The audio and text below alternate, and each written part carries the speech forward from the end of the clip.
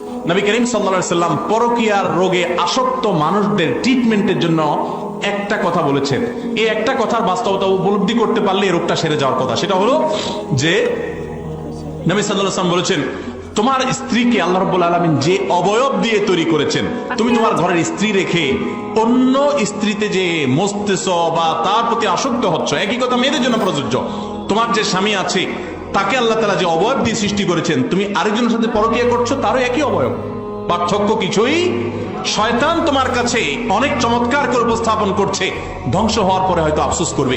পরকীয়া লিপ্ত হয়ে সংসার ভাঙা বহু নারী আর্তনাদ করে, হাহাকার করে, বহু পুরুষ হাহাকার করে, আর হয়তো ব্যাক করার সুযোগ পায় না। এজন্য আল্লাহকে ভয় করেন এবং সংশোধন করেন, এবং জেনার এই ভয়াবহ রোগ থেকে বাঁচার জন্য আল্লাহর খাঁটি বান্দা, আল্লাহ ভীরু মানুষ, মুত্তাকি পরহেজগার মানুষ, নেককারদের সোহবত এবং সান্নিধ্যের কোনো বিকল্প নাই। এক ব্যক্তি এসে নবী সাল্লাল্লাহু আলাইহি সাল্লামের কাছে জেনা করতে তার মনে চায়, আকাঙ্ক্ষা ব্যক্ত করেছেন। নবী সাল্লাল্লাহু আলাইহি সাল্লাম তাকে অত্যন্ত চমৎকার ভাবে উপদেশ দিয়েছেন এবং তার সোহবতে কিছু সময় ছিলেন। এরপরে সে বলেছে, আমার অন্তরে আকাঙ্ক্ষা বিলকুল নাই, শেষ হয়ে গেছে। এই জন্য ভাইরা, এই ব্যক্তিকে কোন আল্লাহওয়ালা, নেককার, আল্লাহর খাঁটি বান্দা, মুত্তাকি পরহেজগার মানুষদের সোহবতে, সান্নিধ্যে, মজলিসে বিশেষ করে পাঠাতে হবে। আশা করা যায় ইনশাআল্লাহ সে সংশোধিত।